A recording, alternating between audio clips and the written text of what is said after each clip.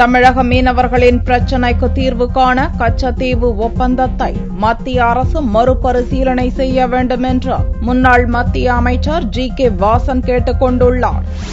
மதுரையில் செய்தியாளர்களை சந்தித்த முன்னாள் அமைச்சர் வாசன், பாரதிய ஜனதா கட்சி பொறுப்பேற்று 1 மாதம் ஆன நிலையில் விலைவாசி உயர்வு பன்மடங்கு உயர்ந்துள்ளதாகவும், விலை உயர்வை கண்டித்து ஆர்ப்பாட்டம் நடத்த இருப்பதாகவும் தெரிவித்தார். தமிழக மீனவர்களின் முக்கிய பிரச்சினையாக உள்ள கச்சத்தீவு பிரச்சினைக்கு தீர்வு காண அதன் ஒப்பந்தத்தை மறுபரிசீலனை செய்ய வேண்டும் என்றும் வாசன் கேட்டுக் கொண்டார். பாரதிய ஜனதா அரசு ஆட்சிக்கு வந்த 1 மாதத்திலேயே விலைவாசி பல மடங்கு உயர்ந்திருக்கின்றது. பாரதிய ஜனதா அரசை பொறுத்தவரையிலே இந்த 1 மாத காலத்திலே இந்தியாவில் உள்ள எத்தரப்பு மக்களுடைய எண்ணங்களையும் பிரதிபலிக்காத அரசாக செயல்பட்டுக் கொண்டிருக்கிறது.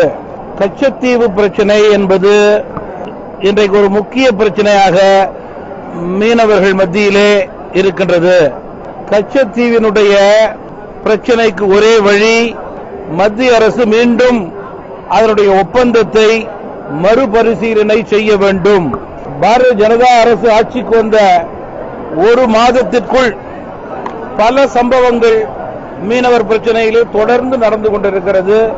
மத்திய அரசின் ரயில்வே மற்றும் பொது பட்ஜெட் அறிவிப்புகள் பொதுமக்களை பாதிக்காத வண்ணம் இருக்க வேண்டும் என்றும் ஜி.கே. வாசன் கேட்டுக் கொண்டார்.